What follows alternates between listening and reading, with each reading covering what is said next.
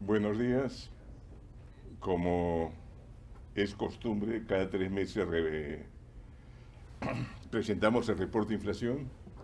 En este caso, en medio todavía de una incertidumbre con respecto a las medidas que podría adoptar el nuevo gobierno, pero vamos a hacer nuestro mejor esfuerzo para estar dando algunas cifras. Lo primero es que el sector externo viene la economía bastante fuerte, a pesar de la volatilidad de los mercados que se ha visto hoy día en particular, en que todas las bolsas están cayendo, el dólar está en su momento más fuerte las últimas 11 semanas, el franco suizo, el euro depreciándose más de 2% frente al dólar y cayendo mucho los commodities y bolsas.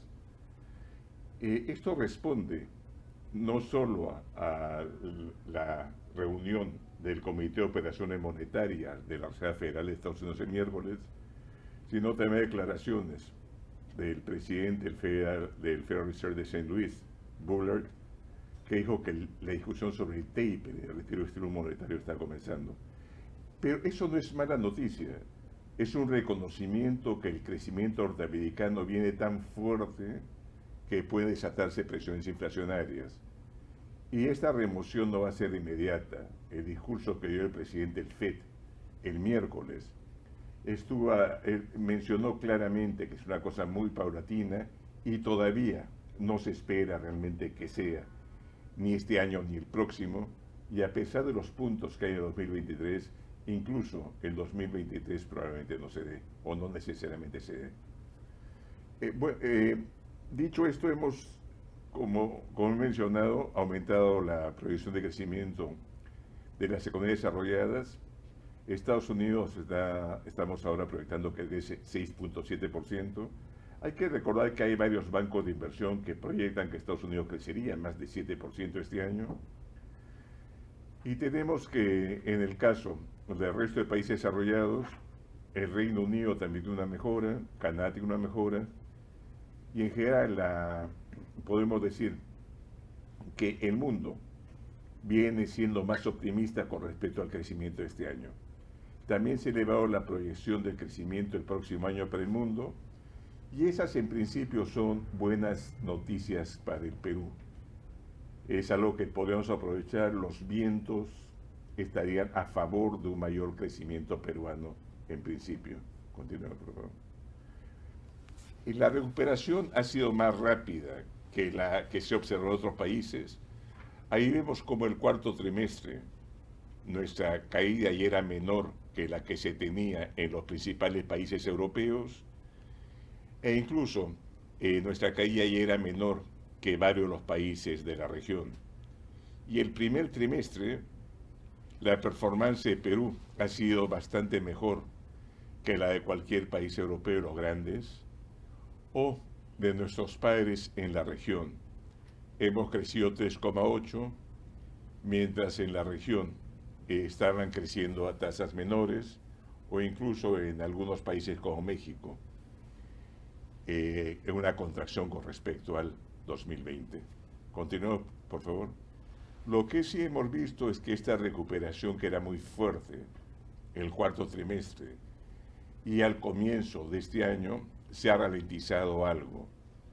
Hemos visto que llegamos a fin del año pasado, a comienzo de este año, a niveles prácticamente iguales a prepandemia, y de ahí hemos tenido un ligero descenso. Puede haber problema de estimación, que podemos comentarlo luego.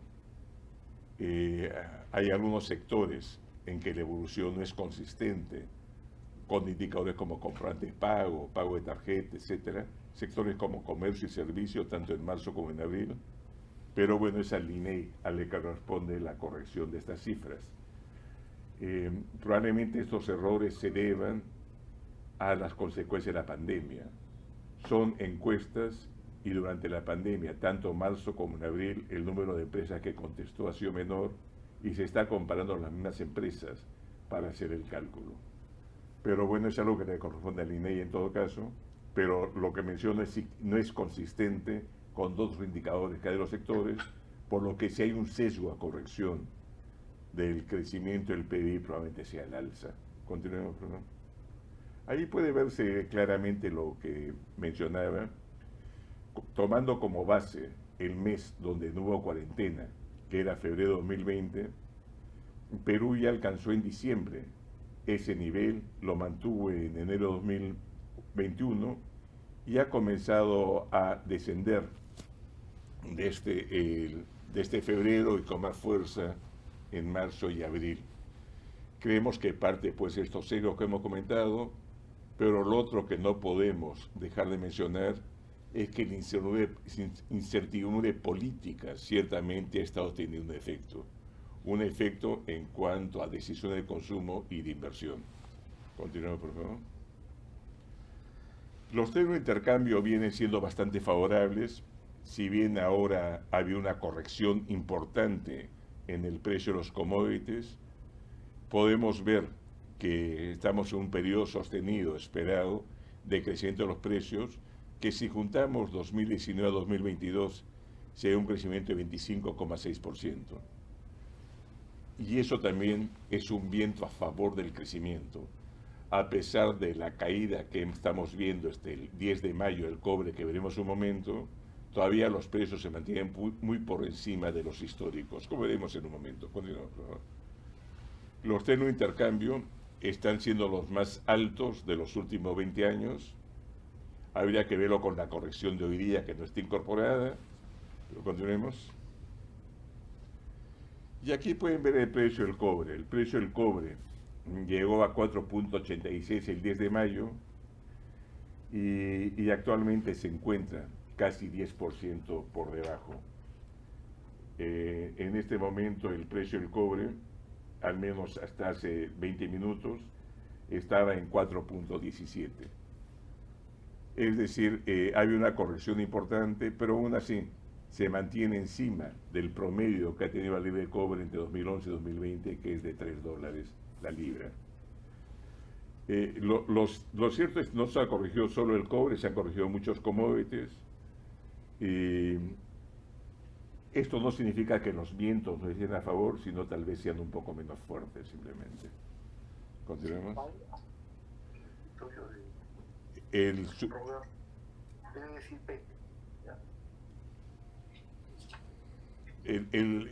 Gracias a estos precios esperados, estamos teniendo el mayor superávit en la balanza comercial de la historia.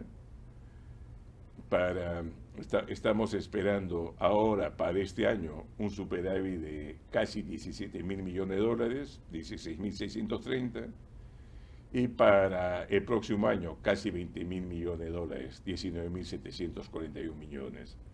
Es decir, va a haber un ingreso masivo de dólares esperado tanto para este año como para el próximo si estos precios se mantuvieran. Continuamos. La cuenta corriente de balance de pagos le hemos corregido. Estamos esperando de todas maneras que las cifras sean positivas y fuertemente positivas. Para este año estamos esperando 0.2, pero para el próximo año casi 2% de superávit en la cuenta corriente. Pueden comparar esa cifra, casi 2% esperado para el próximo año, con los déficits que teníamos en el 2013 o el 2015, de 5,1 o 5%. Aquí está el PIB desestacionalizado. Cuando hicimos la proyección en marzo de reporte de inflación, estaba incorporado allí una creencia que la cuarentena de marzo iba a tener un efecto mayor. Tuvo un efecto mucho menor al esperado. Y si nos hubieran preguntado a comienzos de marzo cuál iba a ser la proyección de crecimiento, probablemente hubiéramos dado una cifra mayor a la que teníamos en el reporte de inflación de diciembre. En diciembre habíamos proyectado 11,4% de crecimiento y la cosa venía tan fuerte y teníamos vientos a favor procedentes del sector externo que hemos proyectado tal vez una recuperación más cercana incluso a 12%. Recuperar totalmente la contracción que hubo el PBI en este año. Ahora estamos esperando más bien que esta recuperación se dé más el 2022, en un marco todavía de bastante incertidumbre. Continuemos, ¿no? Ahí puede verse la variación por trimestres. El estímulo fiscal y monetario va a seguir fuerte y estamos esperando recuperar el nivel de la actividad económica a comienzos del 2022. Continuemos, por favor. Los indicadores siguen siendo fuertes. En mayo hemos tenido que la electricidad está creciendo 1.7 respecto al 2019. Eso es bien importante señalarlo. Respecto a nivel prepandemia, respecto al 2020, como se ve en el recuadro superior, tal vez que está un poco pequeño, creció en abril 42.3, en mayo 36.4. Pero estamos ya creciendo encima del 2019. Continuemos, por favor. El consumo interno de cemento también se ha ralentizado. En parte también creemos por esta inseguridad política comenzó a afectar en algo algunas decisiones privadas de inversión en ítems que representen un gasto fuerte, como viviendas, etcétera. Aún así se mantiene todavía con cifras positivas frente a 2019. Frente a 2019 el consumo de cemento ha crecido casi 11%, 10.6% en mayo. Ya ni hablar frente al 2020. En abril creció 6.200% y en mayo ha crecido 215%. Continuemos, por favor. Lo mismo con el IGB. Esto es también con respecto al 2019. El IGB interno está creciendo 4.3%. Se ha ralentizado el crecimiento, como se ve en la curva negra. Y el IGB externo está creciendo 27.7%. Tanto por recuperación de volumen de importación como obviamente por efecto tipo de cambio. Si lo comparamos con respecto a 2020, las cifras sí son impresionantes. El IGB interno está creciendo 85% frente a mayo, ¿no?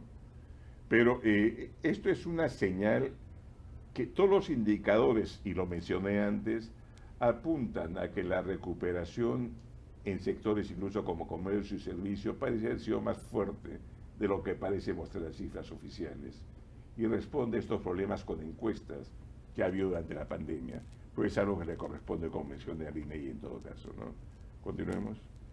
La inversión también, que se contrajo hasta octubre del año pasado, ha comenzado a mejorar ya fuertemente, y en mayo creció 40.6% de inversión del gobierno general, y esto, junto a la política monetaria que sigue siendo expansiva, está ayudando a la recuperación de la economía. Continuemos, por favor. Las expectativas se deterioraron fuertemente en las elecciones, mejoró de mayo. Habría que ver qué pasa ahora con las encuestas que vamos a hacer en aproximadamente una semana. Vemos qué va a pasar en junio. O sea, había una recuperación fuerte, pero realmente todavía subsiste una incertidumbre importante con respecto a las acciones que podría emprender el nuevo gobierno, ¿no? Continuemos. El volumen de exportación no tradicionales también ha venido recuperándose, incluso superan los niveles de 2019. En abril crecieron 14.8% y en mayo ha crecido 8.1%.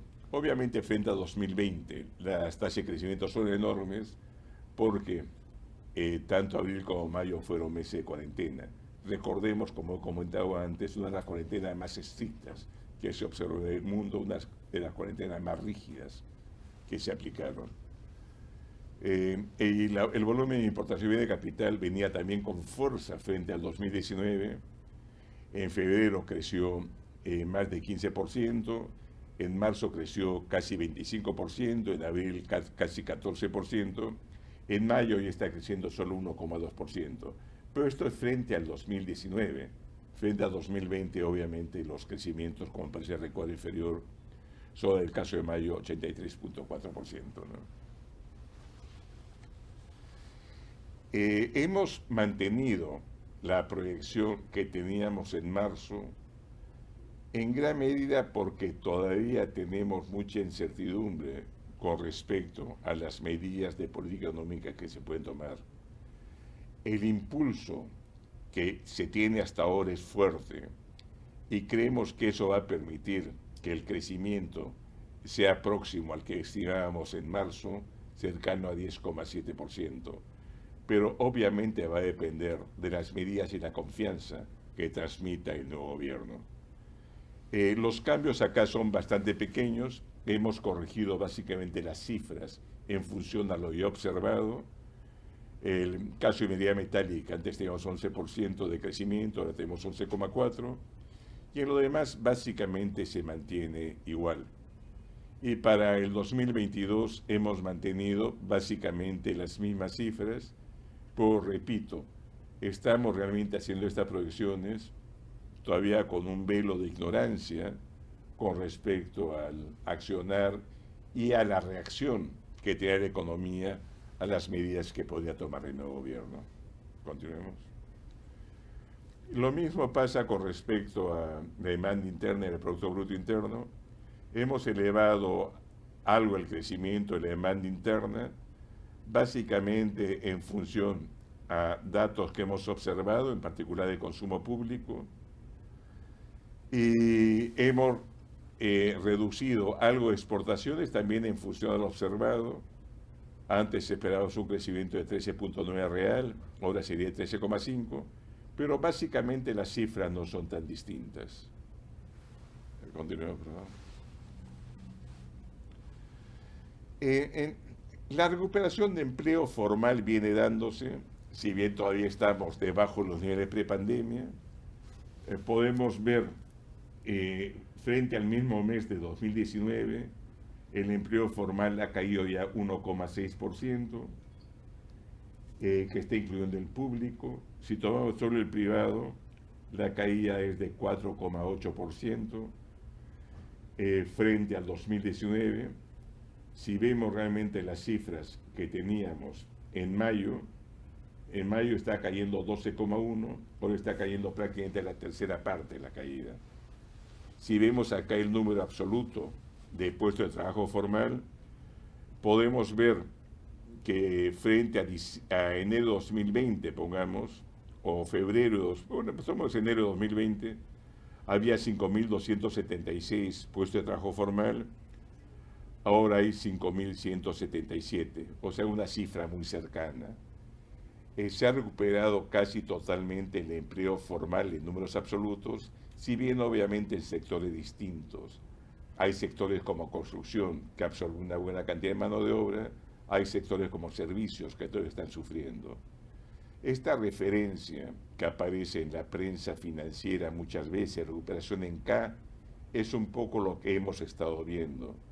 Sectores que se han recuperado fuertemente, como construcción, incluso manufactura no primaria, y otros ligados a servicios que requieren contacto humano y que son intensivos en empleo, sí todavía están con reducciones importantes en cuanto al nivel de producción. Continuemos, por favor. Acá pueden ver ustedes lo que comentaba respecto al 2019, en la caída más fuerte se da en servicios, en que ha caído 10,3%, 201 puestos formales que se han perdido. En el resto de sectores estamos prácticamente en los niveles que teníamos antes. Continuemos, por favor. Un punto importante es, esto es como una aproximación a cuántas empresas formales han cerrado. Este es el número de empresas que reportan empleo formal. Obviamente esta es cifra neta, o sea, hay empresas que han cerrado, otras que se han abierto, pero es interesante ver que la variación respecto al mismo periodo venían creciendo antes de la pandemia, decrecieron durante la pandemia, a partir del periodo de cuarentena, pues nuevamente estamos viendo un crecimiento fuerte frente a 2019, repito, tanto en febrero como en marzo como en abril. En febrero y enero crecieron 1,2.7 frente al 2019, número de empresas formales. En marzo creció en 2.1 y en abril 1.5. Y acá pueden ver las cifras. En la parte inferior teníamos en abril de 2019 310.000 empresas, ahora tenemos 314.000 empresas formales.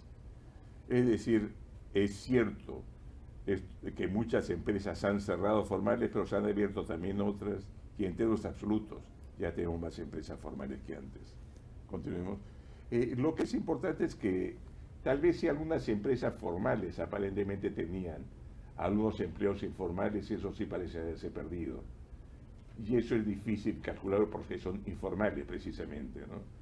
Pero pongamos restaurantes que tengan parte de la planilla formal, o bueno, otras actividades por restaurantes se han caído fuertemente, y los informales tal vez no han recuperado el empleo. Cuando vemos ya cifras más desagregadas de empleo, hemos visto que donde más ha caído es mujeres con niños pequeños. Y eso es factores, tanto oferta como demanda. No tienen dónde dejar los hijos pequeños, no hay colegio, no han querido contagiar muchas veces a sus padres, o desgraciadamente incluso sus padres han podido verse afectados por el COVID. O sea, es dramático como hogares que son la jefa de hogar, una mujer con hijos menores a 6 años, es donde más ha caído el empleo. Y en general en mujeres ha caído mucho más, en parte porque usualmente se ha considerado que la mujer es la que tiene que estar brindando el cuidado, ya sea a sus padres o a sus hijos, ¿no? Parte del machismo que todavía tenemos. La inversión privada, para este año las señales todavía son que va a ser fuerte, pero obviamente podría verse afectado por las acciones que pudiera tomar el nuevo gobierno, la señal de confianza que se brinden, etc. En el caso minero, estamos esperando un crecimiento de 25%, el no minero de 14%, que nos daría un crecimiento de 15.6%. Y para el próximo año esperamos que el minero crezca 7.9%, el no minero 1.7% y en total crezca 2.6%. Ahora, esta proyección obviamente tiene un gran margen de incertidumbre. Si se dan las señales correctas de confianza, creo que probablemente estos escenarios puedan darse. Si no se da este escenario de confianza, probablemente las cifras sean más negativas. Continuemos. La inversión pública que cayó el año pasado 15.5%, ya le comentamos parcialmente, esperamos que este año crezca 19%, y el próximo 4.5%, que es una política fiscal que sigue siendo bastante expansiva y es otro factor que estaría también dinamizando el crecimiento. Perdón, continuemos. Si vemos el crecimiento del PIB, incluso con esta proyección que mantenemos 10.7%, Perú sería uno de los países que más crece en la región. Hemos puesto ahí los 10 países de Sudamérica y México, pero también tuvimos fuera de Venezuela la mayor caída de producto, ¿no? Por esta cuarentena que hemos mencionado varias veces, que fue la más rígida y probablemente incluso innecesaria. Un punto a señalar, que es otro factor que podría dinamizar fuertemente el crecimiento, si hay confianza, es el ahorro privado. Hemos visto el cuarto trimestre como el ahorro privado, no está puesto ahí, está puesto el año, pero como el ahorro privado llegó incluso a 30% del producto, que era la cifra más alta de los últimos 30 años. Si vemos este ahorro privado para todo el año pasado, fue 24% del producto. Esto es simplemente en gran medida la gente que siguió trabajando, manteniendo su sueldo, y por la pandemia gastó bastante menos. Son empresas también que no han invertido tanto, etcétera, etcétera, ¿no? Pero si hay la confianza, este ahorro se puede ir a consumo y sería un factor dinamizador importante del crecimiento. Continuemos. Se espera que baje el ahorro este año a 19,8 y el próximo a 19,6, que todavía estaría a niveles superiores a lo que se tiene en años anteriores, ¿no? Continuemos. El sector público no financiero, estamos esperando un déficit muy similar al que tenía el reporte de marzo, antes eran 4,4, ahora 4,5, pues son cifras muy similares y para el próximo año 3,1 frente a nuestra proyección anterior de 2,8. Obviamente allí hay incertidumbre con respecto a cambios en el marco tributario, con respecto a gasto corriente que puede hacer el gobierno, pero en este escenario en que todavía hay mucho desconocimiento de las acciones que pueda emprender el nuevo gobierno, es, creo, un supuesto razonable. Continuemos. Bueno, estamos ahí viendo que el gasto corriente este año podría bajar algo en nuestra proyección, básicamente porque había menos bonos y algo menos de gasto en salud del que hubo el año pasado, a pesar del costo de las vacunas. Y más bien estamos esperando una recuperación importante en eso corriente del gobierno. Estamos prácticamente recuperando todo lo que cayó el año pasado. Y para el próximo año esperamos un crecimiento de cerca de 10% en los ingresos. Inversión pública, ya lo comenté, continuemos por favor. La deuda del sector público este año va a mantenerse a niveles muy similares al año pasado, incluso estamos proyectando una caída con porcentaje de producto, en gran medida porque el producto crece a 2 dígitos. Eso hace que el denominador esté creciendo fuertemente más de lo que crece el numerador. Y el próximo año, en esta proyección de déficit que presentamos, con el crecimiento también que presentamos, esperaríamos que la deuda sobre el producto se mantenga prácticamente constante. Hay que decir que estamos también suponiendo acá que se usan parte de los ahorros que tiene el gobierno en este escenario. Continuemos. Un punto importante señalar,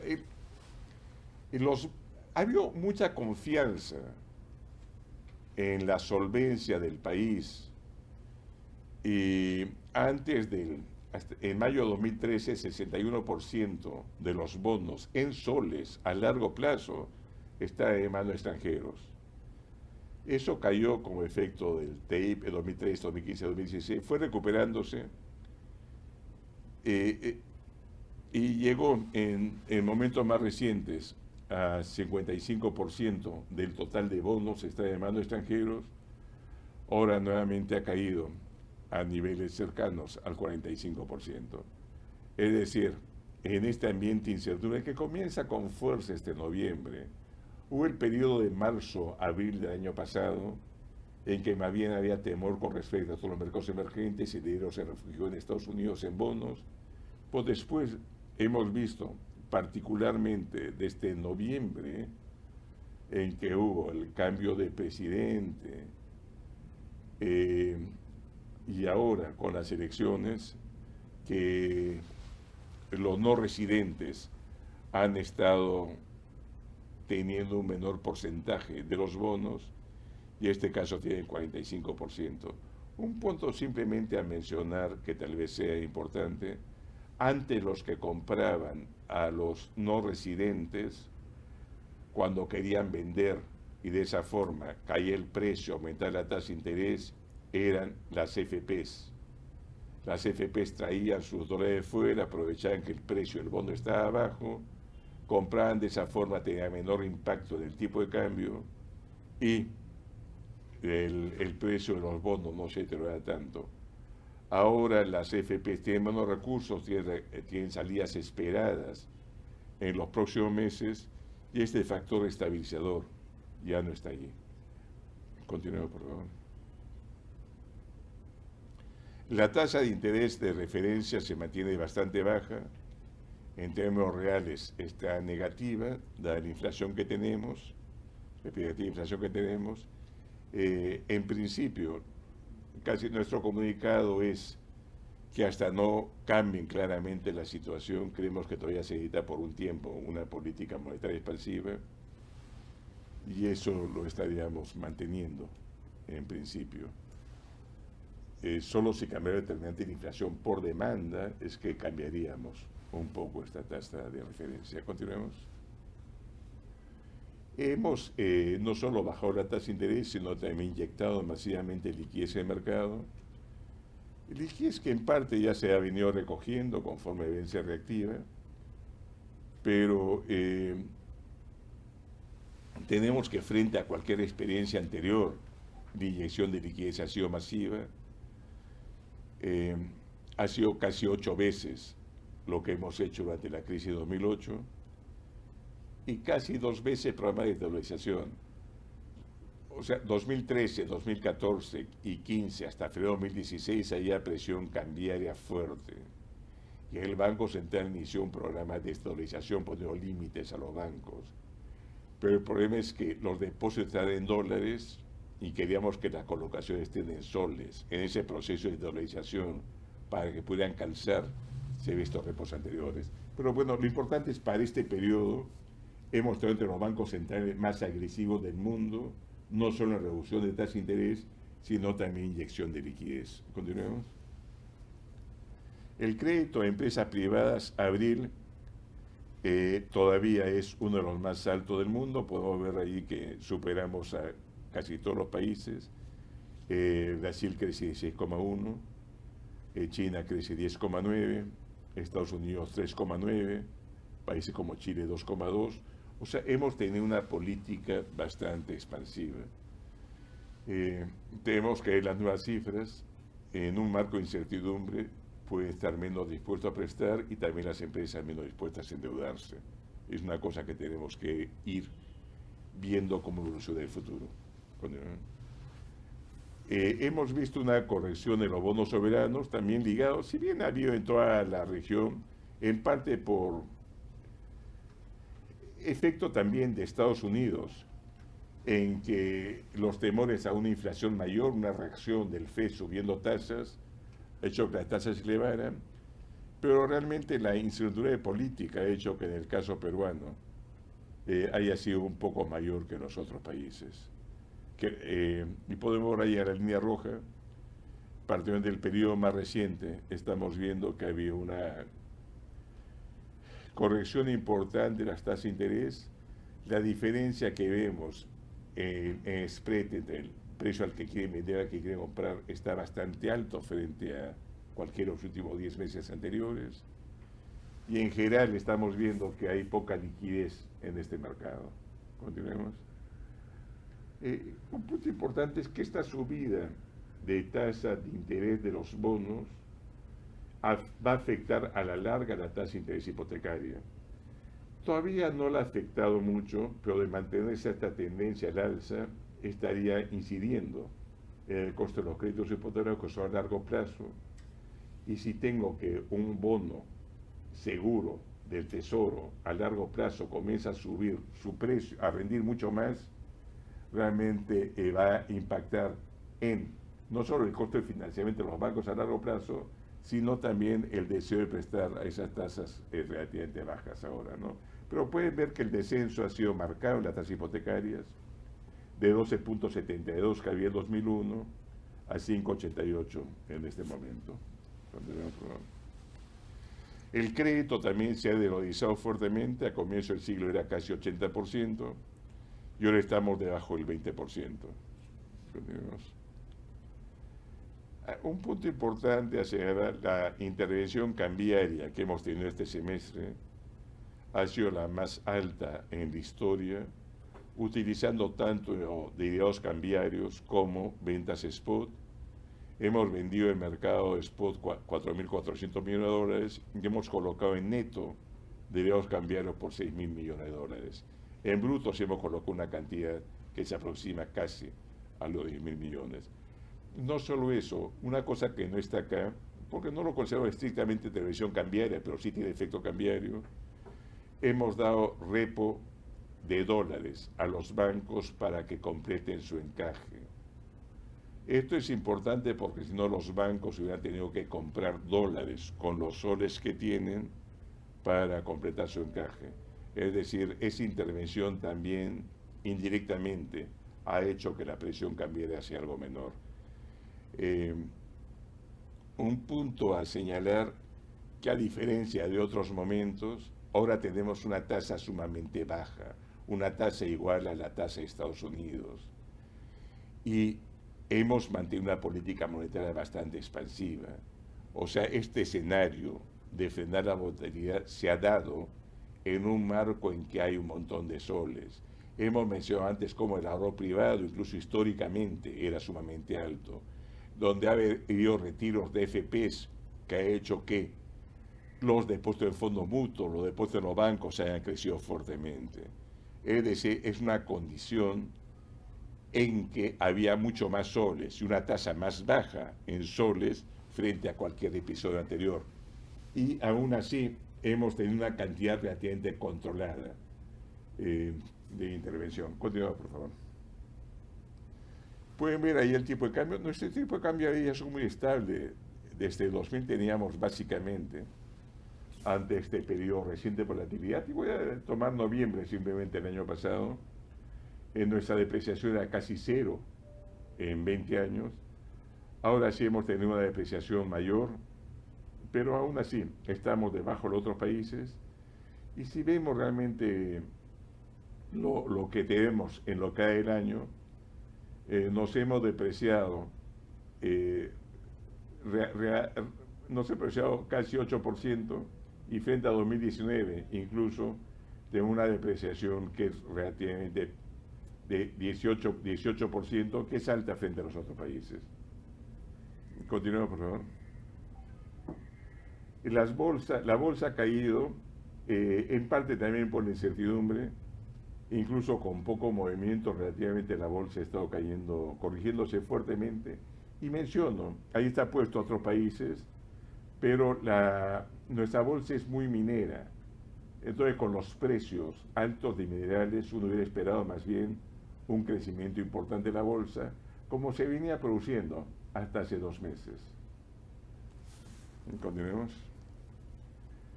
Y con respecto al tipo de cambio, esta es una encuesta, si bien es cierto, a fines del mes pasado, pero en la encuesta que hemos hecho al sistema financiero, analistas económicos, todavía esperan que el tipo de cambio esté bastante por debajo a fin de año del tipo de cambio que existe ahora. Continuemos, por favor. Las reservas internacionales están a un nivel superior al que teníamos en 2019. En 2019 teníamos 78.300 millones, ahora está alrededor de 72.000 millones, que todavía es un nivel bastante alto. Y creo que garantiza que si se manejan bien las cosas, no habría ningún problema realmente en los próximos años, ¿no? Los indicadores tendenciales de inflación están mostrando que la inflación se encuentra no solo dentro del rango de meta, sino incluso debajo del punto medio del rango meta. Sin embargo, estamos viendo que la inflación, la headline inflation, la inflación total, está aumentando, como vemos en el siguiente gráfico, pues está aumentando, como vemos en un momento, en casi todos los países del mundo. Continuamos, por favor. Ahí estamos viendo cómo Estados Unidos, su inflación ha llegado a 5%, en Chile está llegando a 3.8%, en Perú 2.5%, incluso la eurozona, que tenía tasas cercanas a 0%, está llegando la inflación a 2%. Y un punto importante señalar acá, y creo que no se ha comentado con suficiente fuerza, es que lo que se llaman soft commodities, como soya o maíz, aumentó fuertemente. Si bien se han corregido el día de hoy, y lo que es importante también para no causar alarma, los precios a diciembre de estos commodities están muy por debajo del precio actual, están casi 20% por debajo. O sea, parece que sería un pico temporal. A diferencia de 2008, la inflación de Estados Unidos fue más de 5%. En agosto de 2008 creo que fue 5,4%. Perú, recuerde usted, llegó a 6,5%. Los países de América Latina tuvieron una inflación incluso mayor, Ecuador, Panamá, El Salvador ese año, y fue por precio de commodities. En este caso el precio como está incidiendo en la inflación, pero estimamos que se corrija en, en los próximos meses. Solo para citar, el aceite de soya en lo que es el año ha crecido 71.6%, que es el insumo principal para los aceites vegetales. El maíz ha crecido casi 33%, y eso que se ha corregido fuertemente hoy día. Lo importante es lo que señalaba hace un momento: el precio actual de la soya está más de 20% por encima del precio de los futuros a diciembre. Es decir, el mercado espera que se corrija fuertemente estos precios en los próximos meses. Y algo similar sucede con el maíz. El precio del maíz ahora está casi 15% encima del precio que tiene el maíz en los futuros a diciembre. Es decir, se espera una corrección. No creemos que se repita una situación como en 2008, sino más bien este incremento de la inflación va a terminar siendo temporal. Continuemos, ¿no?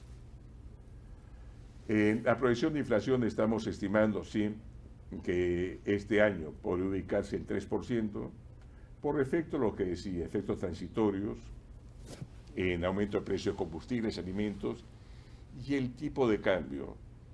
Incluso con respecto al tipo de cambio, habría que señalar que el precio futuro del tipo de cambio está por debajo del precio spot. Es decir, hay un momento en que hay una demanda bien fuerte. Después habría, bueno, va a depender realmente de la confianza que brinda obviamente el nuevo gobierno, pero no teníamos por qué esperar en principio que siga subiendo si se dan las señales de confianza. O para ponerlo de otra forma, el precio del cobre, a pesar de su caída, particularmente de hoy día, está 50% por encima del precio que tenía a comienzo del año pasado. Pero el tipo de cambio está 20% más alto. Si el precio del cobre está 50% más alto, significa mayor superávit comercial, mayor superávit en cuenta corriente, uno esperaría que el tipo de cambio baje. Más allá de acá ha subido. Por factores fundamentales se recupera la confianza, el tipo de cambio probablemente tenga una corrección importante. Continuemos.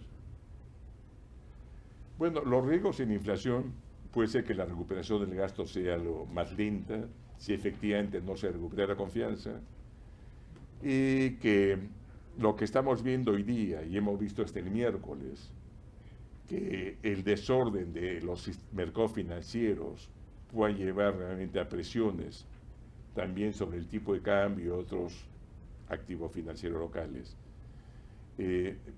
Menciono, incluso si uno compara la depreciación, tengo las cifras hasta hace un momento, pero el sol se está depreciando ahora, pero está depreciando menos de lo que se depreciaba hace un rato.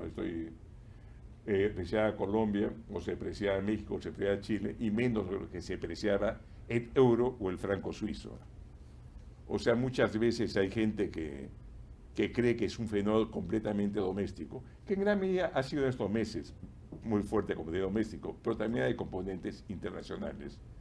Y otro factor que podría impactar, no solo el crecimiento del Perú, sino el mundo, es el avance del proceso de vacunación. El avance del proceso de vacunación va a tener un impacto favorable sobre el crecimiento, no solo del Perú, sino también de los otros países. Habrá que estar viendo cómo estos factores que apuntaban a que si hay confianza, la demanda privada podrá recuperarse fuertemente, puede impactar también la inflación. Y con eso estoy listo para sus preguntas. Muchas gracias.